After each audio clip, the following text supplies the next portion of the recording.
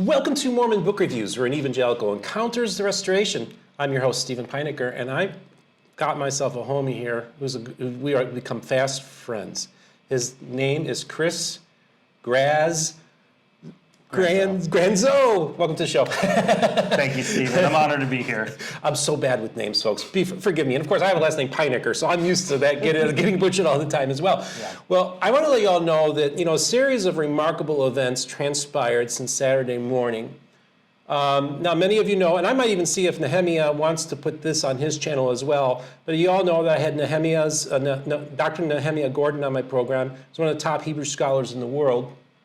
And we become fast friends because he's been engaging Latter-day Saints and Mormonism as well. He had Dan Vogel on his program, and then now I've been on his program. Interestingly enough, not in the way that we planned. So Nehemiah is actually based in Dallas, Texas, but he also has a place in Jerusalem. So I opened up my phone Saturday morning at 9 o'clock. Now you have to understand, I had the weekend off. I posted my Friday episode, and I thought, okay, now I can have a few days of rest. I even had plans of a church I was going to attend Sunday morning. Okay? But of course, God told me at the beginning of this whole thing, don't make any plans. So at 9 o'clock in the morning, I checked my phone, and it says, Israel is at war. So I contact Nehemiah. Now, many of us would say Nehemiah in the anglicized version, but it's Nehemiah. And I said, how are you doing? He immediately got back to me and said, I've been in the shelter 3 times already today. Not only that, but he actually saw the puffs of smoke of the missiles that had been intercepted by Operation Iron Dome that were headed their direction. Okay? He goes to me and he says, Steve, would you like to come on my program and we could do a live thing on my show? Now, he's much bigger than me. He's about 5 times bigger than me. So next thing you know, I'm still wearing the clothes that I woke up in, and I'm talking to a Jewish audience, a Messianic audience throughout the world, and asking Nehemiah how is he doing, and also giving context and history and everything that goes on. So now, I reach out to all my Jewish friends that I've met since starting Mormon Book Reviews. Many of them are in the ultra-Orthodox community. Actually, we share a mutual friend. So I'll tell you what happened was I contacted this gentleman. On the same Sunday morning, I contacted Nehemiah. I said, how are things going? What are you hearing in Israel through your connections? I don't hear from him all day.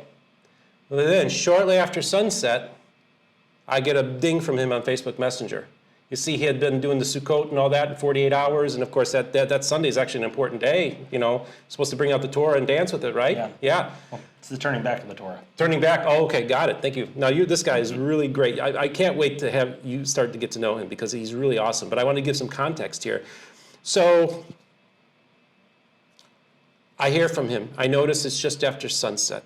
So I realize he's contacting me as soon as he could. He says, I have some people I want you to talk to.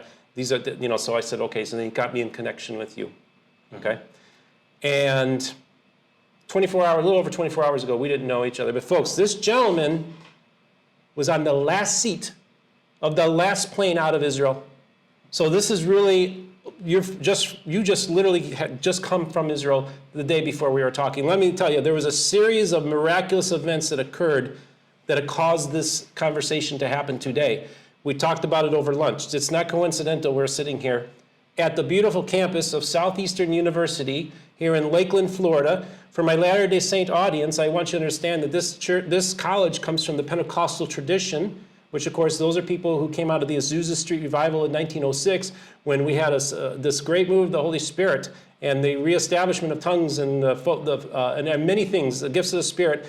And now, of course, the charismatic Pentecostal movement has over 500 million people, and by the middle of this century will surpass Islam in size.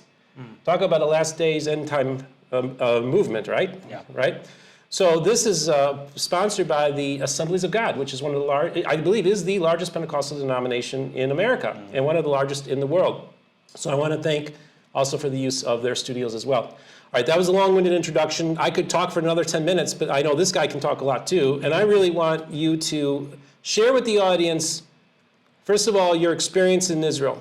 I also want you to talk to the audience about an organization there's actually a series of organizations that you're involved in. So I want you to give a little background, but first give us Just give us the latest from Israel, what you just experienced. And then, folks, I'm going to have links in the description to this wonderful Christian organization that he's involved in that helps the Jewish people. And I want you to talk about that. But what's going on in Israel? What did you experience? Right now in Israel is one of the most horrific and horrendous acts of violence, acts of terrorism that the face of the earth has ever seen, especially in modern day. And it's nothing like Israel has ever seen before. The previous wars were always army versus army, but this is literally terrorists versus civilians. And so what we're seeing and what my friends and family over there are going through right now and literally taking up arms and fighting with their brothers against this tyranny that's coming into their land. I don't want to go into graphic detail, but it's some of the most horrendous crimes, war crimes, crimes against humanity that we've ever seen. And thank God that he provided a way that I was going to be able to get out of there, because otherwise I was going to basically be stuck in a bunker for, at least the next couple weeks and taking up resources and space. But I asked them, I said, hey, can I help? Can I fight? Can I do anything? And they were like, no, we got this covered. So you go ahead and try to get out of here if you can. And so, again, the grace of God got me back home here. But, now what I'm doing is spreading the word about what's going on, the truth about what the people are actually dealing with, and trying to raise up peace here in America, around the world, and in Israel to see peace brought back to Jerusalem and an end to the violence. Okay. Now, I want to go back and tell a little bit about your story, because you have this really remarkable story. You have a connection to Judaism before you were even born, folks. Okay, this is a remarkable story. And we both have a deep, profound connection with the Jewish people. I say, I love the members of the Church of Jesus Christ of Latter-day Saints. I love all the expressions of the Restoration. You are all my friends, okay? But I have a special spot in my heart for the Jewish people as well. But I want you to talk about the organization that you have, because I want to get this out front. So for those of you who feel like, okay, what can I do as a Latter-day Saint, as an evangelical, or as a secular individual? What can I do to help the people of Israel? Tell them about your organization. So I'm the chairman of the Christian Agency for Israel. It's an Israeli and American-based nonprofit, and what we focus in on is Aliyah and absorption, which is Aliyah is the return of the Jewish people back to Israel. It's the fulfillment of the prophetic scriptures that talk about the Jewish people coming back home. So we actually set up facilities for them to live, to be absorbed, to help them get job training, Hebrew training, clothing, food, whatever is necessary. So there's a lot of humanitarian aid there. But through the Christian Agency for Israel, we just launched a new campaign called Raise Up Peace. And so with many of our partnered ministries in Israel, just last week, I was there with Eagle's Wings, led by Bishop Robert Stearns, who is a dear friend of mine. Him and his sons are still trapped in Jerusalem. They're working on a way to get out right now. But they are there doing all they can to support. But just last week, we were there and actually hosted the Day of Prayer for the Peace of Jerusalem, where we had Christian leaders, Jewish leaders, and political leaders from all over the world coming together to pray for the peace in Jerusalem. And it just absolutely breaks my heart that 1 week later, I'm asking for that peace back. Yeah. And so you can get involved and support at raiseuppeace.com. And we'll talk more about how, I was led to this. But right now we're raising funds, we're raising awareness, and really we're asking the world to raise up their arms in prayer for peace to be brought back to Israel. And if you want to share a photo or a video with your arms raised, please add the hashtag #RaiseUpPeace. Okay. Well, I just wanted to let you know that Monday I attended the rally for Israel at the Sarasota Auditorium. I met with one of the heads of the Sarasota Jewish Federation, expressing my solidarity for the people of Israel. So this is the thing, okay? Hamas is a nihilistic death cult, okay? There's no... Look, I understand there are Palestinians that might be watching this. I have a contact in the Gaza Strip who I'm going to be talking to.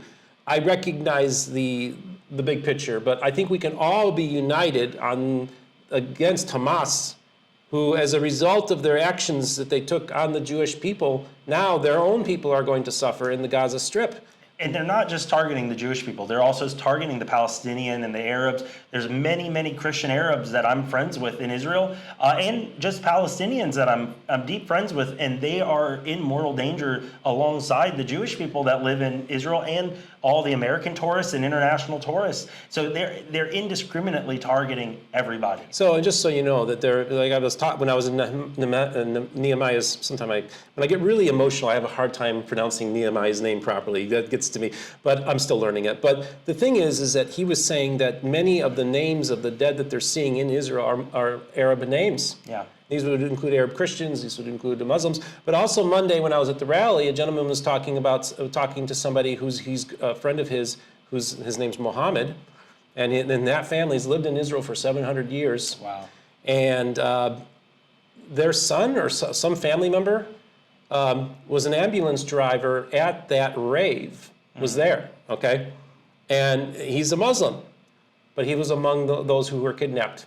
So not only that, there are also Muslims that have been kidnapped by Hamas whose lives are at stake. So again, this is a nonpartisan no-brainer here, okay? I mean, this is evil we're dealing with. If you can't see that, then I really think you need to go and get some help, okay? To be perfectly honest with you. If you don't see the evil that's going on, that's what's being perpetrated to the Jewish people, you need to get checked out. That's all I'm saying. That's how I feel. And violence of any kind should not be permitted, especially in a modern state like Israel is. Right, and which is recognized as a state by the United Nations. Sovereign territory of Israel was attacked. This is not, don't think of this as anything other than it was a legitimate state that's recognized by the world. It's a sovereign state that was attacked by this evil organization. Yeah.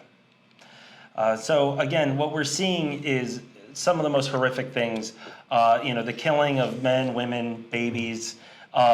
We actually know some of the people that were at that festival that unfortunately were murdered. There was one girl, Noah, who unfortunately there's a tragic video of her being dragged away from this festival, and she was later tortured and killed. And you knew her? She was a good friend of my friends. I'd met her in passing. So again, it just breaks my heart because that could have been us. That could have been, our friends and family, our sons and daughters. They were. So what we were celebrating, and we were there celebrating the Feast of Tabernacles, Sukkot, and we were on what's called the 8th day, or Yom Torah, which is the turning back of the Torah, and it's kind of the culmination of a week-long festival. So, all of Israel was celebrating, they were partying, they were having a wonderful time, and really just offering up praise to God. That's what Sukkot is. It's the Feast of Tabernacles. It's to thank God for such a bountiful harvest that year, and to come together, friends and family from all over the world, pilgrimage to Israel to honor and worship God. And so that's what we were in the middle of doing when literally in the middle of the night, this violent attack came upon Israel and just absolutely destroyed any joy that was there. I would like for you to talk about how you got out of Israel, because it's a remarkable story. Like I said, the last seat of the last plane out of Israel. You were on Fox 13 News this morning. I literally just got out of bed. I'm getting ready. I'm having my morning coffee. I turn it on, and there you are, telling your story. I want you to tell us how you were able to get out of Israel. So, again, we were there. We were hosting a tour with over 300 people from around the world, many which were pastors from all over the world. I was doing this in partnership with Eagle's Wings, Bishop Robert Stearns. Again, what an amazing trip that was. Life-changing for everyone involved. I just absolutely saw God and the spirituality of their connection to Israel and to the Bible and to God come alive in these people. We had these beautiful days of prayer, of worship. So we were at the very end of this, and honestly, I just thank God. All these tours that we had were booked to leave that morning on airplanes. So I honestly was supposed to be going to Jerusalem that night, the night prior. But I really do believe God kind of put in me, I should stay up in the north, in the Sea of Galilee region, and go to a Shabbat dinner with friends of mine at the Aliyah Return Center, led by Chaim Mailspin and Dean Bai. And so I brought some of my friends with me. We had a beautiful dinner. Afterwards, we went swimming in the hot springs and in the Sea of Galilee. So we just, like I said, it was a wonderful night. But I had stayed up in the north while Bishop Robert Stearns and his sons had gone on to Jerusalem, and I was supposed to meet with them the next day for some meetings.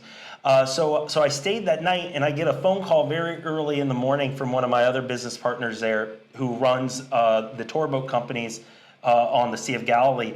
And he calls me and he goes, "Hey, Chris, you're not going to Jerusalem, you're staying with me." And half awake, I go, "No, I have to go, I have meetings, I'm sorry." And he goes, "No, we're under attack, you're not going." And so immediately I wake up and I start looking through the news, start seeing what's going on, and I'm horrified. And so thank God that I wasn't already trapped, because again, when I reached out to my friends in Jerusalem, they're already in bunkers. Yeah. And then some of the tours that hadn't left, they were at the Tel Aviv airport, and they're in the bunker in the bottom of the airport. Oh my goodness. And because there's a barrage of rockets coming in. And so immediately I start putting a plan together of, okay, well, what can I do to help? And thankfully, two of my very good Israeli friends were up there in the north. And they're both very involved in the IDF and in some intelligence there. So we actually got together. We got an Airbnb that I knew had a very safe bunker room in it. And we got together and we hunkered down, but we started basically putting the plan together of how can we get supplies where it's needed? How can we start to help those on the front lines who need the most right now? And that's what we started working on. But it was one of those things of, at the beginning, we were like, is this going to be over in a few hours, or is this going to be over in a few days, or a few weeks? We had no idea. And so at that time, the north was very safe. But we went to bed that night, and I woke up the next morning to rockets coming from the north. From Hezbollah.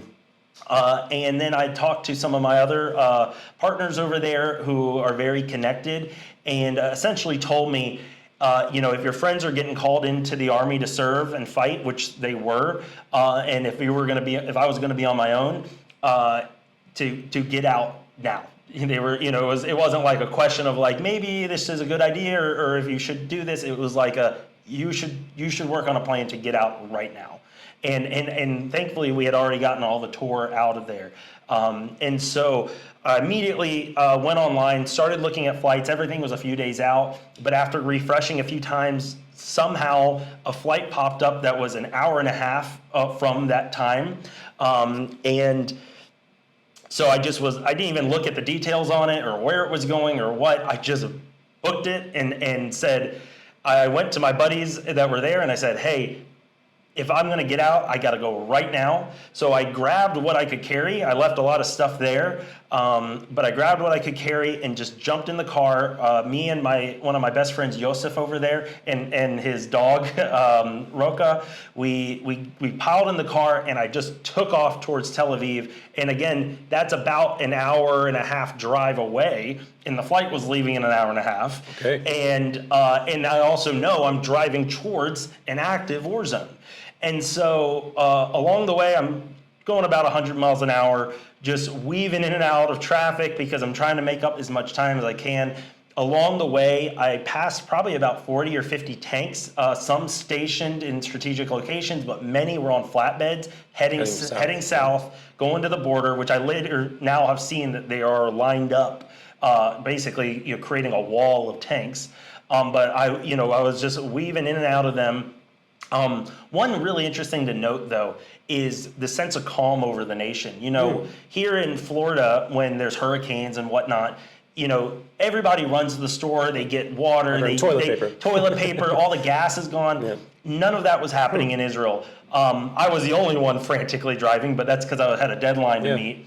But there was just so much a collection in the people there, because they all said, we're in this together. Right. And many of my friends, Israelis, I knew they were coming back, traveling back, who had been abroad. So everybody is coming in to do their part and to help in this.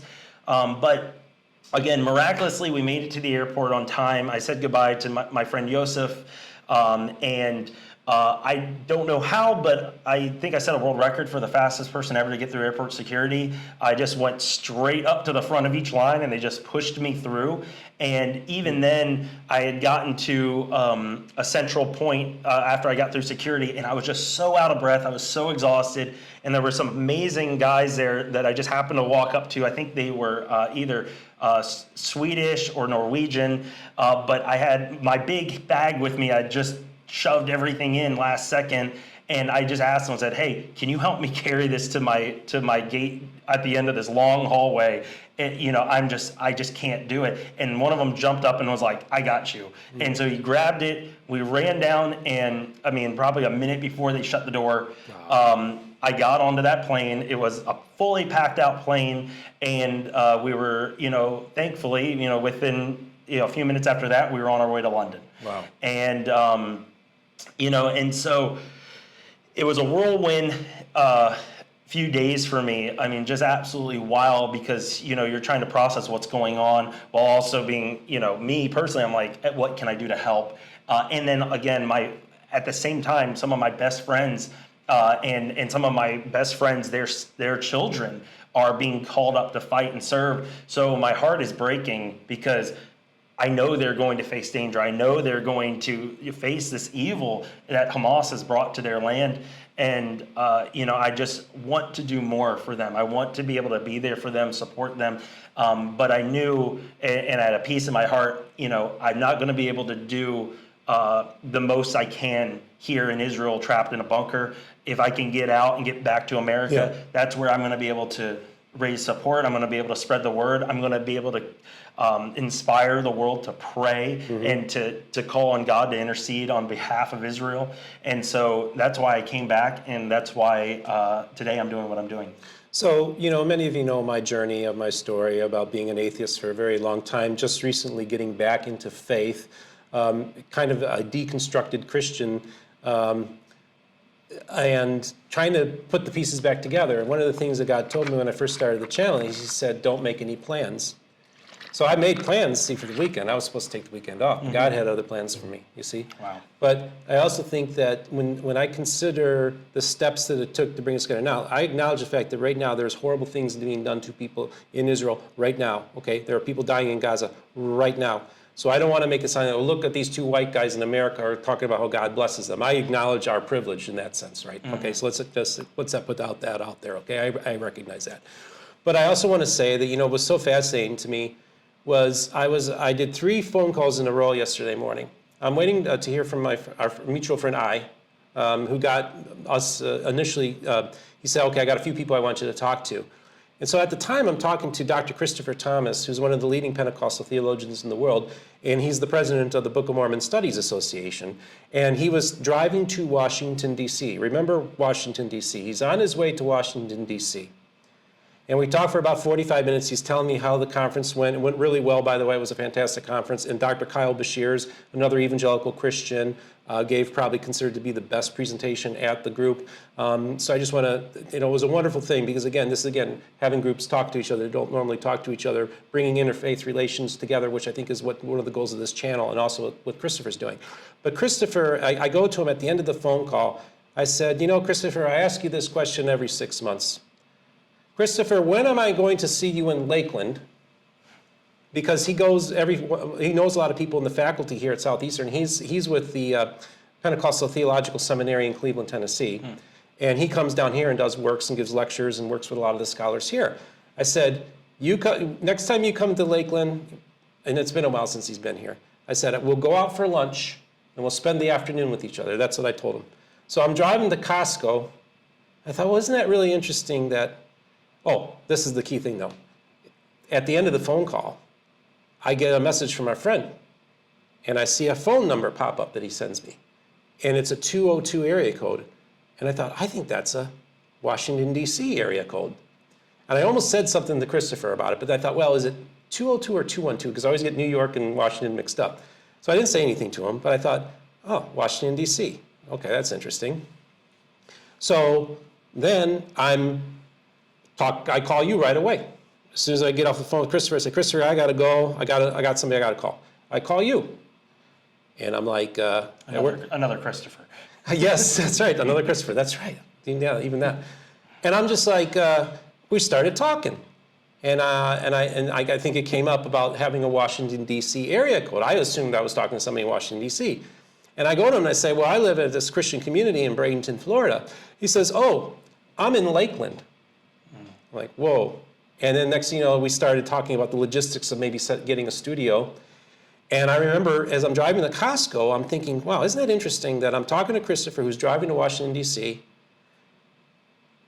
I get a phone number sent to me from Washington, D.C.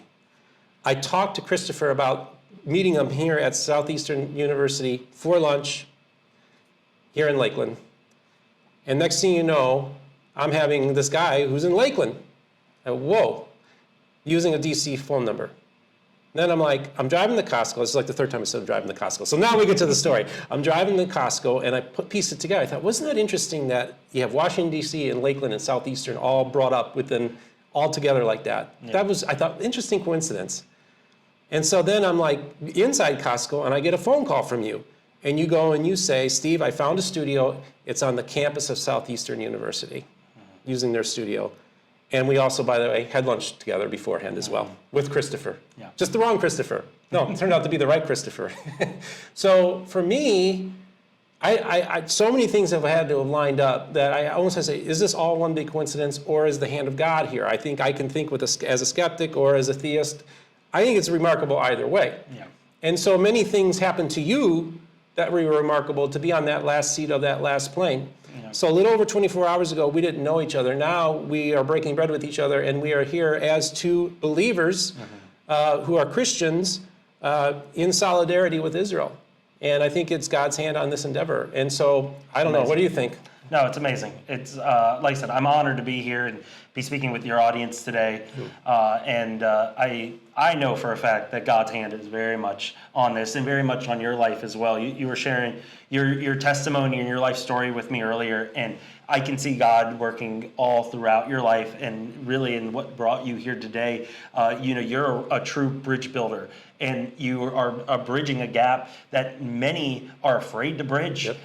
And so I really, really respect that, and I honor that, and I know God's going to continue to bless you in that. Well, thank you, my brother. I really appreciate it. And that's the thing is again, there's going to be links in the description. We want to get this information out. We want to support the ministry, the work. It's not really a ministry, it's a work that you're doing. It's a ministry and a work, right? Would you say? Yeah, okay. So I want you to tell a little bit about yourself, because you have this fascinating story, because like I said, you had a connection to Judaism before you were even born. Maybe talk a little bit about that story. So my family, my mother's whole family was Ashkenazi Jewish. My father's whole family is German Catholic. I actually had a great-grandfather who was a rabbi in Belarus. But both my parents, before I was born, became born-again Christians and had me. I'm their only son, or only child. And I was raised Christian. So I was born in the Washington, D.C. area, grew up working in mega churches up there, running sound engineering. I went to a Christian primary school. I ultimately came here to Southeastern University, graduated broadcast communications, but with a minor in theology. And so my entire world growing up was Christian-based, theology-based. I understood the Bible. I studied it my whole life. I knew it. But up until about 7-8 years ago, when I first took a trip to Israel, that was when my life completely changed, completely flipped upside down, because I, for the first time, truly understood the Bible that I had studied my whole life. I understood the Word of God, and what I understood was that it was alive, and that the words on the page weren't just black and white text, but it was 3D color, 4K surround sound, living, breathing, and it was birthed and still streaming out of the land of Israel with the Jewish people. Coming into Israel it completely changed my life. Like I said, it went from black and white text on a page to living, breathing, in-depth 4K color, surround sound, and not just stories about what happened there and the connection to that, but what is happening right now and what God is doing in the land of Israel, not only with the Jewish people, but with the Christian church at large and the believers at large, which include the Mormons as well. And what I really started to understand was that my history and my background of Judaism, I start to understand that better, but I also really got to understand that Judaism is the root of the Christian belief, and that Christians have done something that we call replacement theology, right. and they've replaced what God has ordained to be Jerusalem and the Jewish people and the Jewish bloodline, and they've replaced that with modern day Christianity wherever that is. And not to say that modern day Christianity isn't very much involved, but it doesn't. It's not on its own. It's very connected and very intertwined with the Jewish faith and the Jewish roots. And so what we really do, and this is again, I do this with Eagle's Wings and many other partners in Israel, Aliyah Return Center, Return Ministries. What we do is we really strive to help Christians and Christian leaders understand that in order to receive the full blessing that the Bible gives, and the Abrahamic blessing and the blessings that he gave to all the Jewish people throughout time, in order to fully take that onto your life as a Gentile Christian, that you actually have to take that step of faith and step out and become a part of God's true family, the bloodline of Yeshua, Jesus Christ. And in doing so, then you can actually receive that full blessing. And so the more that I've dived into this, and the more that I've started to spread this message around, the more I've seen God bless my own life and bless those around me. And so I really encourage everyone to take that step of faith when it's safe to return to Israel. Something that really captured my attention very early on in Israel, one of my partners over there, Chaim Mailspin, who runs the Aliyah Return Center, he shared with me that there are over 700 prophetic scriptures in the Bible, specifically in the Old Testament, that talk about the return of the Jewish people, the Aliyah of the nations back to Israel. And in that, it talks about the role of the Christians. It talks about the role of the church. It talks about the role of the nations and the role of the Jews and the role of Israel. And in that, every single person can find themselves in a prophetic scripture and see how God's calling them to a role. And something Chaim told me, it stuck with me. He said, if God says something one time, it's important. If he says something 700 times, you should probably pay attention. And so that really inspired me to take that step and to get involved. And so in partnership with the Aliyah Return Center and the Jewish Agency for Israel, we built facilities over there and apartments to house these immigrants coming in. And so that way we can actually help them get absorbed and get their lives started in Israel. And many of them are coming out of Ukraine, out of terrible situations there, many in Ethiopia, South America, Asia. So, we want to see the fulfillment of these prophecies. And really, this is the beautiful thing I get to share with many people that we bring to Israel is we take them and we actually, take them and we're replanting forests in Israel, and we're helping these immigrants come in, and we're literally seeing the scriptures come to life. And I go to them and I go, hey, you just fulfilled prophecy, right? And I show them, I pull up the Bible and I'll say, you see that scripture right here? You're in that scripture now. And it's like, it brings them to tears because they go, how am I in the Bible? But that's the beauty of what God's doing in Israel. And even unfortunately, with this war, this is something that's prophesied will happen. This is, the acts of violence and the enemies of Israel rising up against Israel is all throughout the scripture. It talks about that. So we're living in prophetic times, and God is calling each one of us to step up and actually listen to him, to engage with him and say, God, use me. What's my role? I take that step out of your comfort zone and into somewhere that you've never been before. But the beautiful thing is that, again, God told you not to have a plan. The reason why he said not to have a plan is because even your best plan doesn't compare to God's plan. Right. And Amen. so if you're willing to lean on God's understanding and lean on God's plan, then he can truly take you to heights that you never dreamed of. And I can personally attest in my life,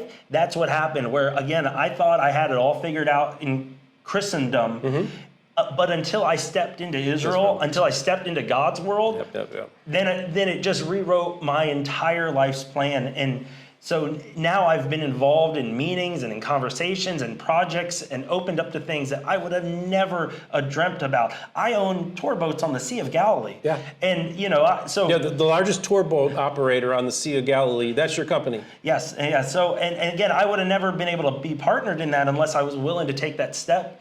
And, and just to see each one of our boats has over 100,000 tourists a year come on those. And so that's my joy now I'm finding is being able to share the beauty of Israel and the beauty of God's world with the nations. And so part of it is, it's spoken about in Isaiah as the Galilee of the nations, and it's the nations taking their role in the Galilee, and that's really what we've been doing is really helping people connect to Israel, and we're going to continue to do so. But right now, there's a dire need happening there. Again, my friends are dying, and so I'm taking this stand, and I'm getting the word out, and that's what I encourage everyone to do is. There's a lot of misinformation out there. There's a lot of hatred against Israel out there, a lot of anti-Semitism. But when you see that, take a stand against it because those are God's people. And if you believe in God, then you are also one of those people. You've been grafted into that bloodline. So it's not just, those Jewish people over there that are dealing with that. No, that's your family that's dealing with this. And like I said, that's why my heart is breaking because it's my family over there who are fighting for their lives right now. Yeah, I think just one thing that kind of popped in my head is about, how Christians are disconnected with the nation of Israel, and so they don't quite get it. But when you go to Israel as a Christian, it gets real. Yeah. That's how I see it. It gets real in Israel. It is real. Exactly. And so I think that I want to encourage if this passes and there's a time we can get back and get on our feet again, that the Christian people need to come to Israel, especially, after these savage events happens, usually the tourism industry plummets in Israel. So keep that in mind, folks. Remember, if we can bless Israel down the road, maybe make that trip. And I'm truly believing that we're actually going to see a spike in tourism after this. Oh, you think so? Okay. Oh, yeah. And we're already seeing it. People that I'm connected with, they're basically saying, not only how can we help, but when can we go? Whoa. When can we come back? Really? And, right now we're saying, hey, that's up in the air. Right. Obviously they've canceled all the flights right now, but even our tour boat company yesterday had 3 tours that went out. And again, whether it be crazy or not, the reality is there's still Christians there and there's still people, and they say, we want to experience this world, and we don't care if there's rockets over top of our heads because we know God's protecting us. Okay. And so,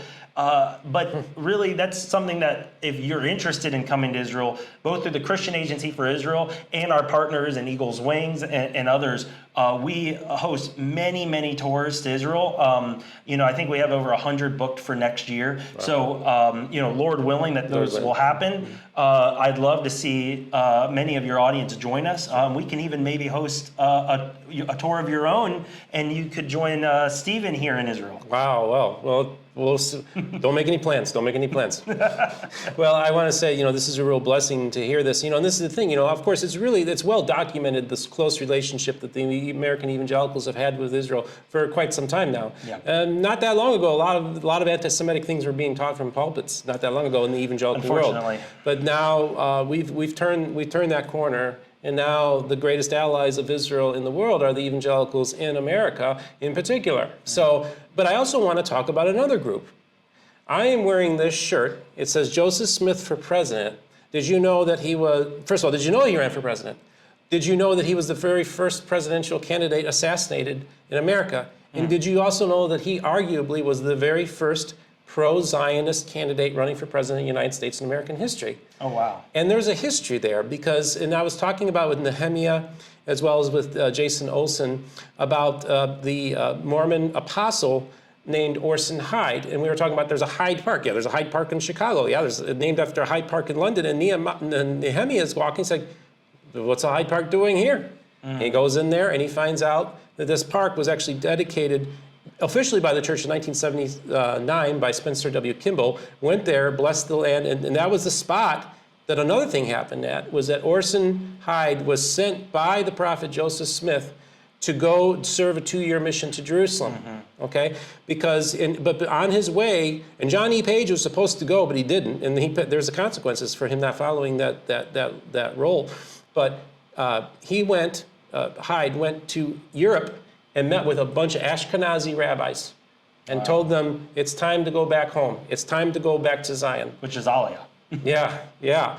And so now he makes his way to Jerusalem, and at that spot gives a dedicatory prayer, reclaiming the land, or covenant. It's a kind of a covenant. He actually uses terms covenants and all this kind of stuff in the prayer language, and basically calls for the Jews to return back to Israel.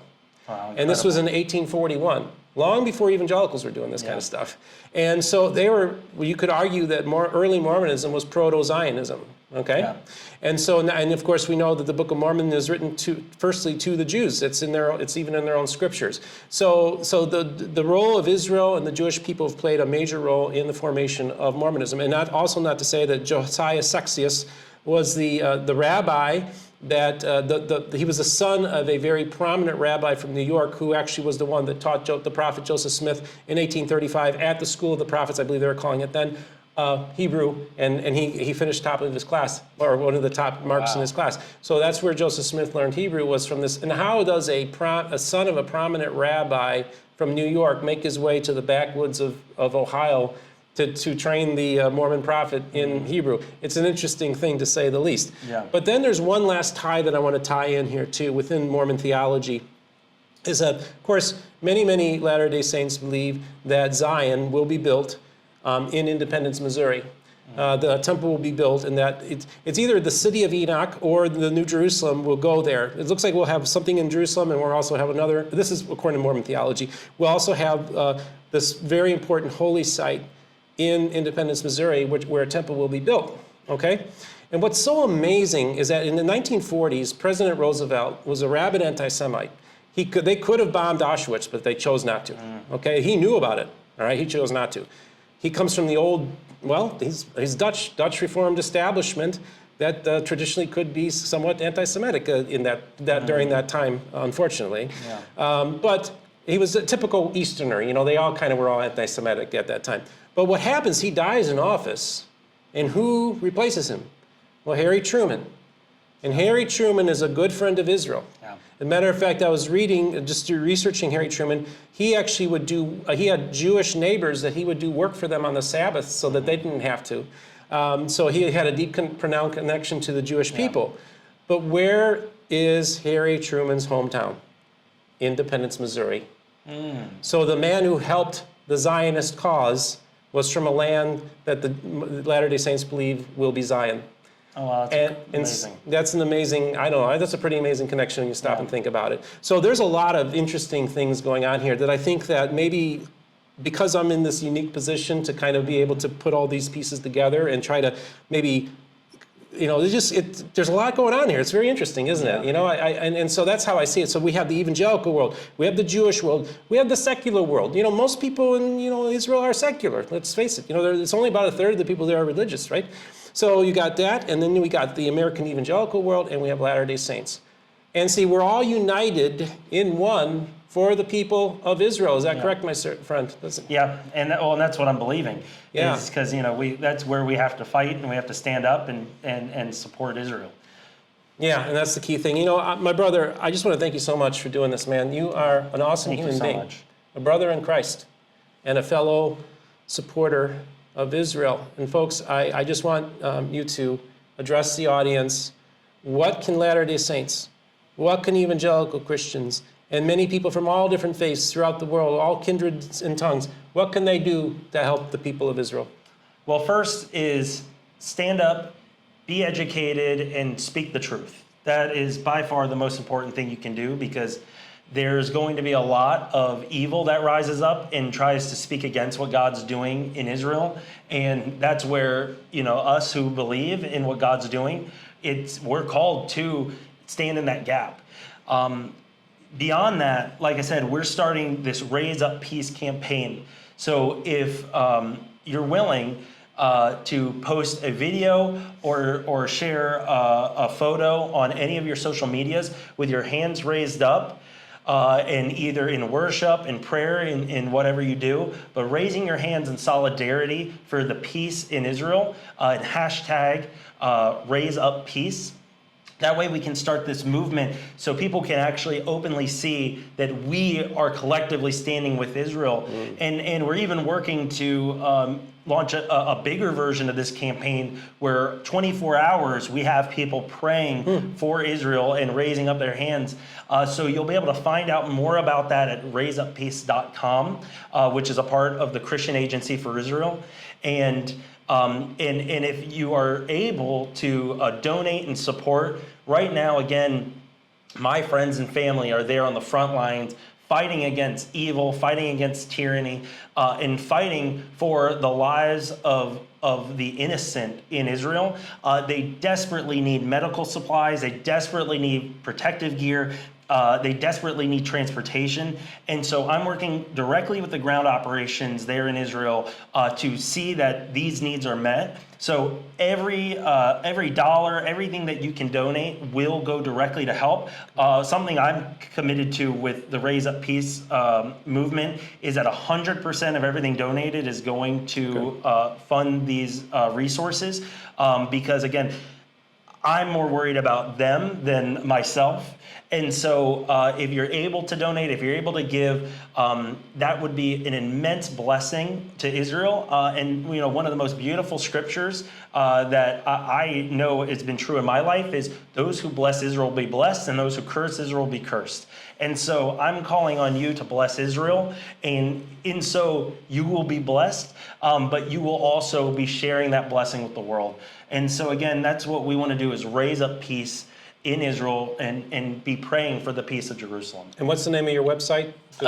Look up raiseuppeace.com. Raiseuppeace.com. So check it out. There will be links in the description. Also, a reminder for those of you who'd like to, those of you who financially support the channel or would like to financially support the channel, I want you to go and support them. But if you want to support our work we're doing, there will be links in the description as well. Thank you. And yeah, this was great. I think we've got a partnership here, a relationship, and more importantly, a friendship based on our mutual love for the people of Israel. And so folks, I want you to leave comments. What do you think about this? I am talking to people, other people from other groups as well. As you all know, I'm typically the Switzerland of Mormonism, as I'm referred to. So I try to remain neutral, but there are times, for such a time as this, where you do need to take a stand against evil when it's that so clearly delineated. There's no, it's so obvious, what we're dealing with here. So my friend, anything else you'd like to say before I let you go? No, I'm just honored to be here with you today, honored to be speaking with your audience. And again, I just thank you guys so much for your prayers and your support. So thanks again. Remember, so leave your comments, tell us what you think. Don't forget to like and subscribe and hit the notification button when a new episode comes out. And remember, the most important thing is this, folks. Remember, all the voices of the restoration will be heard here on Mormon Book Reviews.